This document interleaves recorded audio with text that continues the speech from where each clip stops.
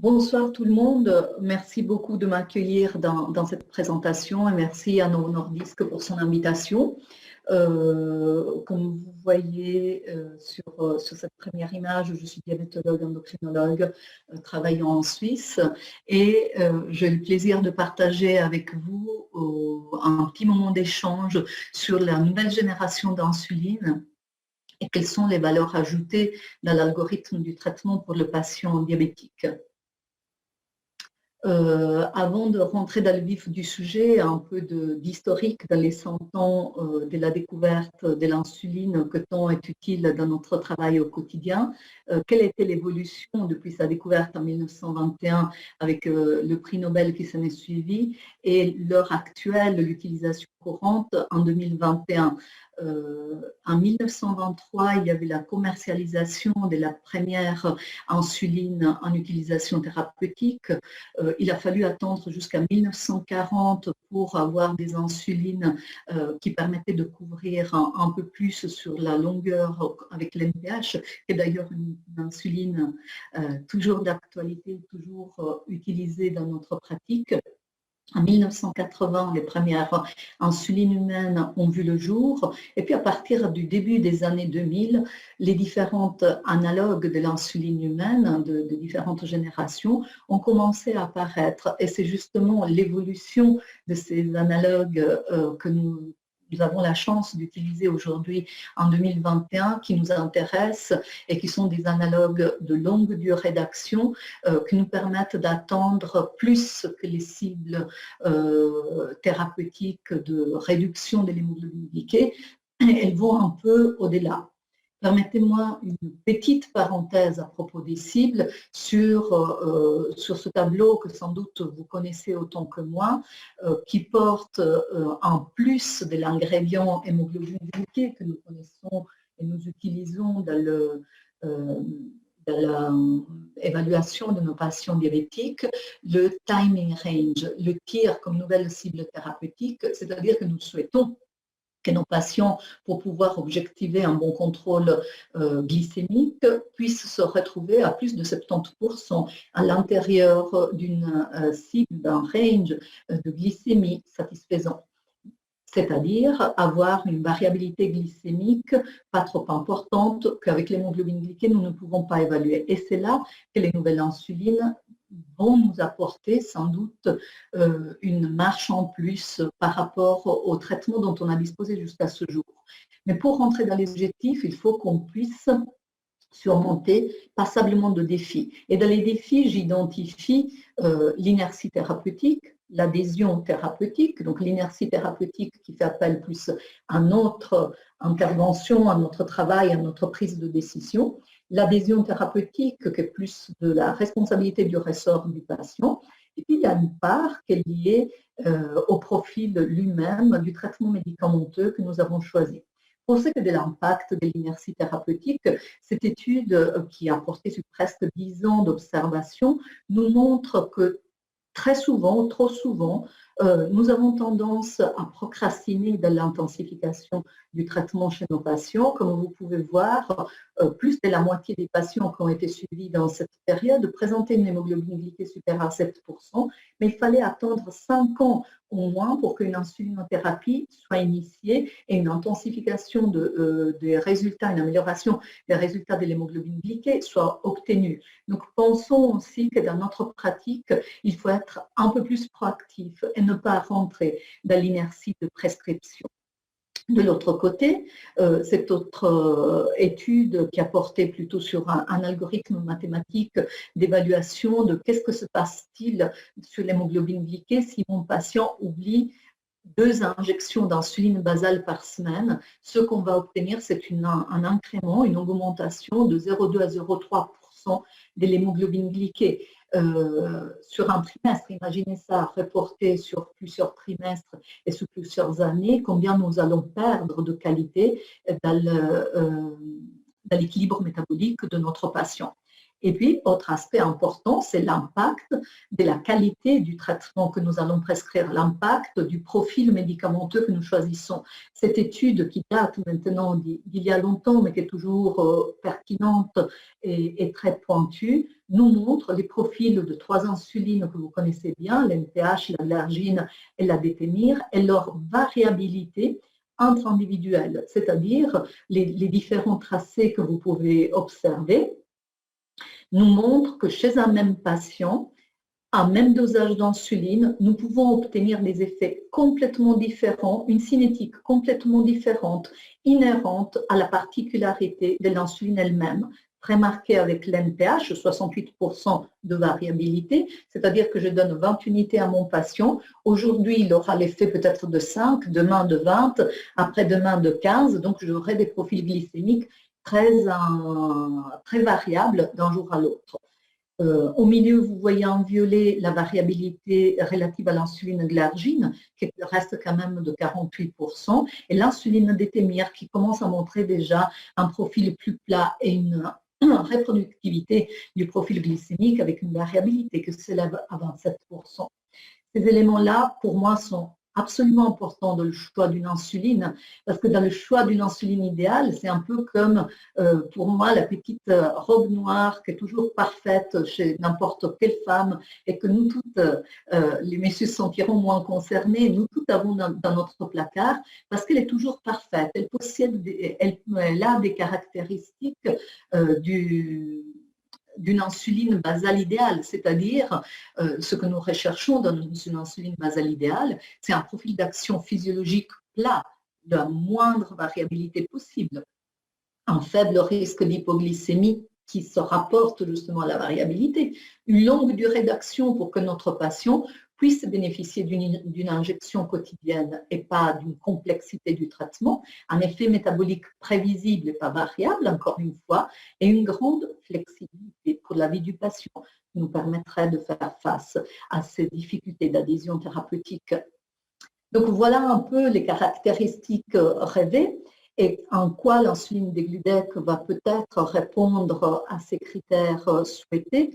Je partage avec grand plaisir ici aujourd'hui avec vous mon expérience avec l'insuline degludec présente en Suisse depuis 2013. Donc je pense que je peux en toute sincérité vous faire part de mon expérience que maintenant s'étale sur plusieurs années dans une consultation où je vois 90% de mes patients diabétiques et la grande majorité diabétiques de type 2. La particularité d'une insuline, vous savez qu'elle est liée aussi à la taille de sa molécule. Plus la molécule est petite, plus l'absorption au niveau sous-cutané sera rapide, plus la molécule est de grande dimension, plus son absorption sera lente. Si nous nous attardons à regarder quelle est la structure de l'insuline degludec, vous allez voir cette image que probablement vous connaissez déjà. L'insuline degludec, c'est une chaîne composée de multi-hexamères assemblés par la présence à l'intérieur des multi-hexamères d'une molécule de zinc. Quand on injecte dans le tissu sous-cutané, il y a une diffusion, une libération de la première molécule de zinc que libère le premier multi-hexamère. Ce premier hexamère qui s'ouvre se décroche en 6 monomères qui vont pouvoir être absorbés. La particularité, c'est qu'il faut imaginer ce multi-hexamère d'insuline degludec comme un train avec plusieurs wagons accrochés et nous pouvons décrocher les wagons un à un seulement à une extrémité. C'est-à-dire qu'il va y avoir une libération de monomères dans la circulation constante. Et il n'y a pas la possibilité d'une variabilité d'un jour à l'autre, d'un patient à l'autre, parce que la libération se fera toujours à une et une seule extrémité. Je vous montre ça un peu plus dans le détail sur cette image où vous pouvez voir de la gauche vers la droite les multi-hexamères d'insuline degludec in vitro et in vivo et vous retrouvez de manière très claire et très évidente ces petites chaînes de multi-hexamères que je viens de vous montrer.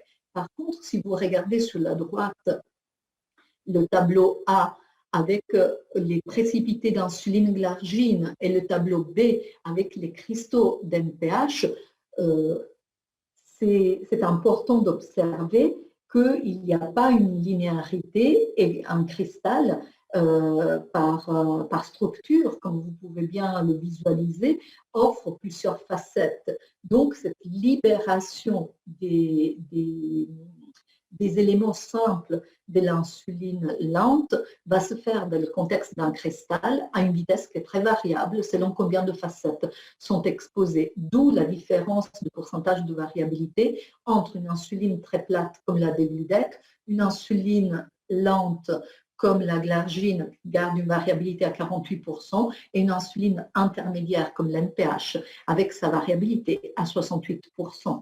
Donc cet élément-là nous donne compte des éléments que nous observons dans les études de variabilité intra-individuelle de l'action de l'insuline Degludec. Vous pouvez voir en bleu que le long des 24 heures, après injection d'insuline Tresiba, Degludec, nous avons une vitesse constante et jamais de pic, à différence de l'insuline glargine, où vous voyez qu'il y a un pic à la 14e heure très important et qui va petit à petit diminuer. Et en plus, nous savons que la largeur de ce pic et la hauteur de ce pic sont dose dépendantes avec la glargine. Et par contre, vu la lenteur, je dirais, et une certaine forme d'inertie de l'insuline Degludec, ce profil va rester plat régulièrement sans avoir des effets de début et de fin dose. Donc, une extrême sécurité, j'aurais tendance à dire. Et ici, ce graphique nous le montre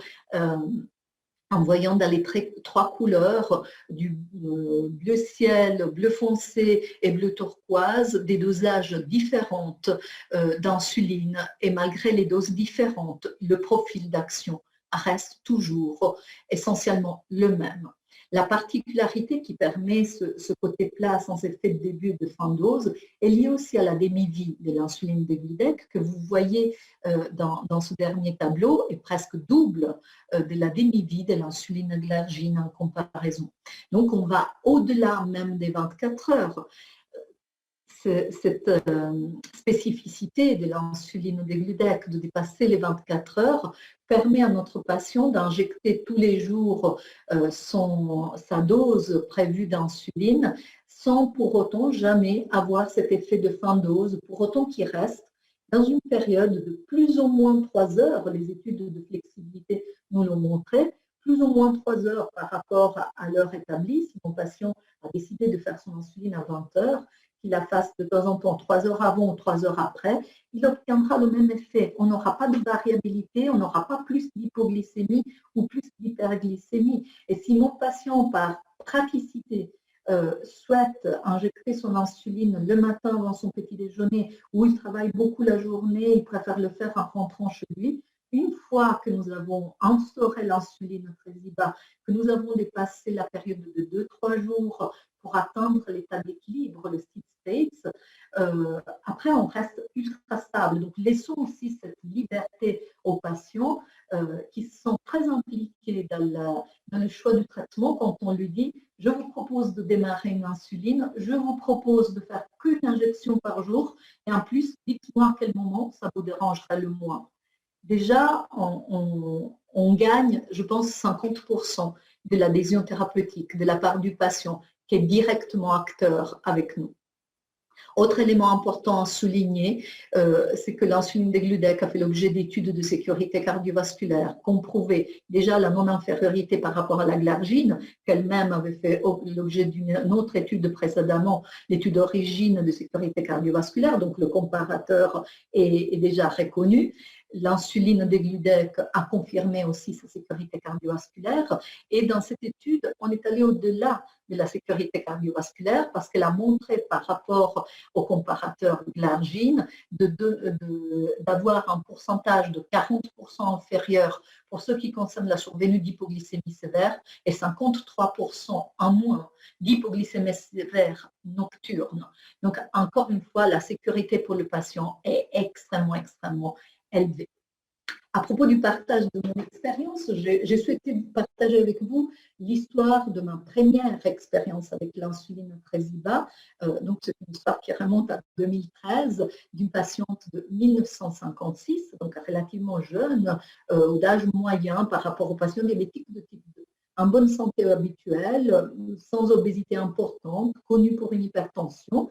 Elle consulte un nouveau médecin généraliste le 7 juillet avec des symptômes typiques de décompensation, polyurie, polydipsie, perte de poids. Évidemment, le bilan de laboratoire montre ce qui était attendu, une glycémie veineuse extrêmement élevée, 23 millimoles chez nous, 4 grammes, c'est l'équivalent pour vous, donc particulièrement décompensé. Le médecin inquiet lui annonce ce diabète, lui donne un appareil à glycémie, instaure la metformine, lui propose de revenir au cabinet après 48 heures. C'est clair que déjà à ce stade, on peut se poser plein de questions, on peut faire des autres propositions. On a une glycémie à 23, peut-être on ne va pas attendre 48 heures. On a des symptômes d'insulinopénie, peut-être qu'on devrait agir autrement.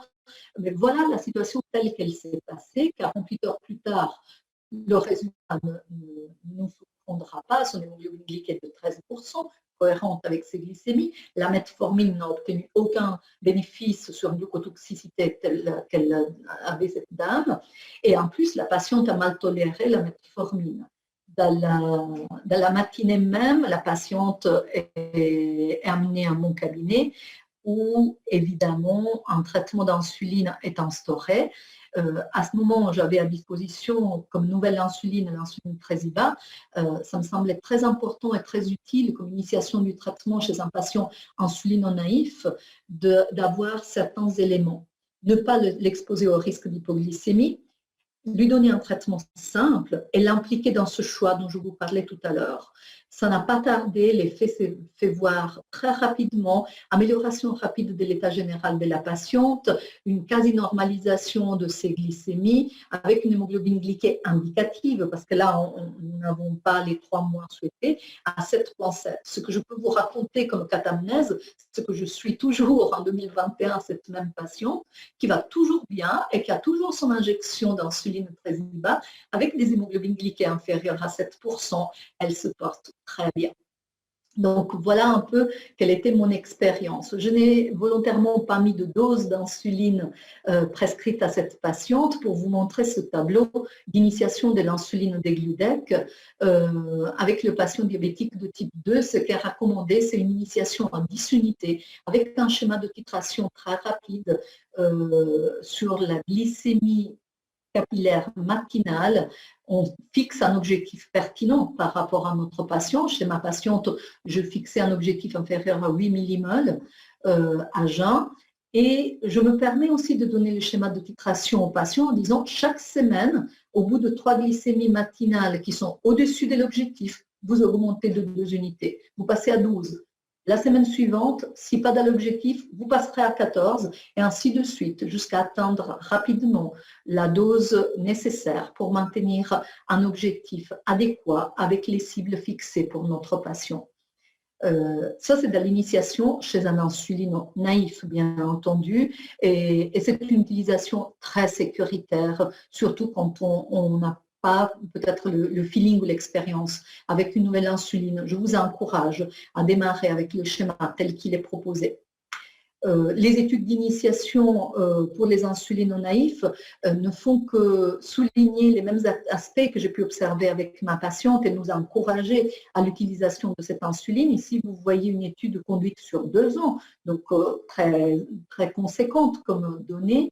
Par rapport à l'insuline glargine, il y a une non-infériorité de cible d'hémoglobine glycée, légèrement mieux pour ce qui concerne le contrôle de la glycémie matinale, et puis encore une fois, une réduction des hypoglycémies tout le temps, des hypoglycémies nocturnes particulièrement, justement parce qu'il n'y a pas cet effet pic, il n'y a pas cet effet de début de dose, il n'y a pas cet effet de augmentation du pic selon la variation de la dose. Donc vraiment très sécuritaire. Que n'est-il par contre des patients après échec d'une autre insuline basale, donc des patients qui ont déjà un traitement par insuline, on se pose la question que pourrions-nous améliorer avec l'insuline Degludec? Je dois dire qu'avec mon expérience avec les patients insulino-naïfs qui ont été les premières à qui je l'ai proposé, c'était un peu comme apprendre à faire des gammes. Avant d'apprendre à jouer une mélodie au piano, j'ai appris à suivre des pistes et après je me sentais assez libre sans avoir un filet pour me lancer chez des patients où la situation était un peu complexe ou je n'étais pas dans les objectifs souhaités. Par habitude, quand j'ai un nouveau traitement, je m'amuse à tenir un certain registre un peu de l'évolution des nouveaux traitements pour mes propres observations. Donc, ce que je vous montre n'a pas fait l'objet d'une publication, mais c'est mes premiers patients, environ une cinquantaine, un peu plus de patients chez lesquels je proposais l'insuline Tresiba. Vous voyez que 77% étaient des patients diabétiques de type 2. Et pour quelle raison j'ai souhaité changer de traitement? J'ai souhaité changer de traitement parce qu'il y avait des limitations dans la possibilité d'utilisation de l'insuline pour les horaires, pour les quantités, j'étais arrivée à des grandes quantités, ou parce que j'avais beaucoup de variabilité et si je changeais la dose, je me retrouvais à augmenter l'incidence des hypoglycémies, la résistance à l'insuline chez les patients qui avaient des doses importantes, une obésité importante, la compliance quand je devais rendre le traitement plus complexe avec plusieurs injections, par exemple 2 injections de lente matin et soir, il y en avait sans doute une qui passait dans les oubliettes très souvent. Voilà un peu toutes les raisons regroupées en ces 4 chapitres qui m'ont amené à proposer à ce groupe de patients, là je vous montre que le sous-groupe de patients diabétiques de type 2, un changement. Ils pouvaient être sur NPH, ils pouvaient être sur glargine, ils pouvaient être sous détémir. Une majorité était sous glargine, je dois dire. Vous voyez de la colonne bleue la dose globale d'insuline au moment du changement et dans la colonne verte, la dose d'insuline Tresiba au moment du switch. Ce que j'ai pu observer, c'est qu'en moyenne, en faisant ce changement que j'ai fait 1 à 1, c'est-à-dire mon patient a 20 unités de Lantus, glargine, je lui propose 20 unités de Tresiba, Degludec, 1 à 1. J'ai observé que très rapidement, pour rentrer dans les cibles thérapeutiques, je devais réduire de plus de 17% la dose d'insuline Tresiba. Ça m'a enseigné que chez des patients qui sont légèrement au-dessus des cibles d'hémoglobine glyquée, si je fais le changement à dose équivalente de 20 à 20, j'améliore passablement l'équilibre sans troubler le patient parce que je ne lui ai pas augmenté la dose. Et par contre, un patient qui est déjà proche des cibles, où je suis limite avec les hypoglycémies, je veux améliorer la stabilité du profil, là peut-être j'ai tendance déjà, au moment du changement, à mettre un tout petit peu moins d'insuline Tresiba, à me retirer. Ici, vous pouvez voir dans le petit carré l'hémoglobine glyquée au moment du changement et le petit rond vert indique l'hémoglobine glyquée soit 3, soit 6 mois après le changement de mon échantillon de patients. Vous pouvez voir que tous mes patients ont diminué leur hémoglobine glyquée, certains plus, certains moins. C'était un premier contrôle après le changement, donc il y a une adaptation après que ça m'ait suivi, et plus d'un tiers avait déjà obtenu une hémoglobine glyquée inférieure à 7%. La seule insuline, à ma connaissance, ultra lente, qui peut être coformulée avec l'insuline rapide dans le même stylo est à ce jour l'insuline Degludec. Et ça, c'est l'autre partie de mon expérience que je souhaite partager avec vous, cette coformulation. On connaît déjà les insulines prémélangées, mais combien parmi vous ont vécu la même expérience que moi? La glycémie ne s'améliore pas, on augmente les doses, puis tout à coup, un beau jour, notre patient fait des hypoglycémies, puis on le revoit en consultation, on lui demande de nous montrer. Le geste de secouer le stylo, il ne le fait pas, ou il le fait seulement quand il prend un nouveau stylo, chose que nous amène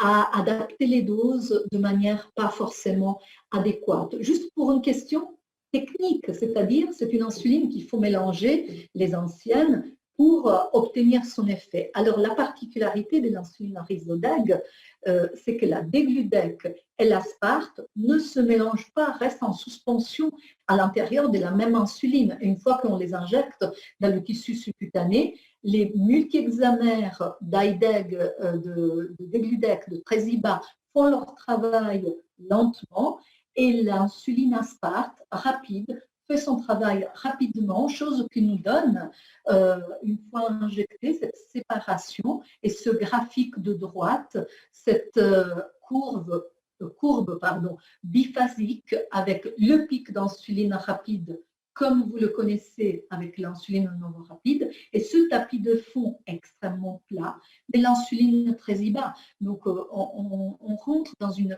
facilité, dans une simplicité pour le patient extrêmement agréable. Ici, vous voyez l'étude step by step qui compare l'intensification d'un basal plus antidiabétique oraux, basal plus et basal bolus. Donc, on arrive à 4 injections par jour pour une intensification progressive. Et de l'autre côté, vous voyez qu'est-ce que signifierait chez un patient un échec d'insuline basale, plutôt que rajouter un basal plus, un basal bolus, switcher directement après échec d'une insuline basale à une injection d'insuline Ryzodeg pour commencer. Et après, peut-être, il faudrait envisager chez un patient qui aura besoin de plus de rapide aux 2 repas principaux, 2 injections d'insuline Ryzodeg.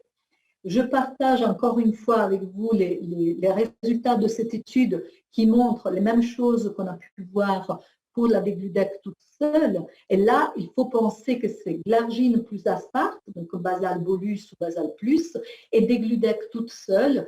Nous n'avons pas plus d'hypoglycémie, mais au contraire, encore une fois, on obtient les mêmes cibles thérapeutiques souhaitées, on obtient la même hémoglobine glyquée et on a moins d'hypoglycémie, toujours pour cet avantage de l'insuline Degludec dans la combinaison. Je souhaite encore une fois partager avec vous une situation clinique d'une de mes patientes et je ne l'ai pas choisie exprès, mais ça m'a fait sourire parce qu'elle vient du Maroc.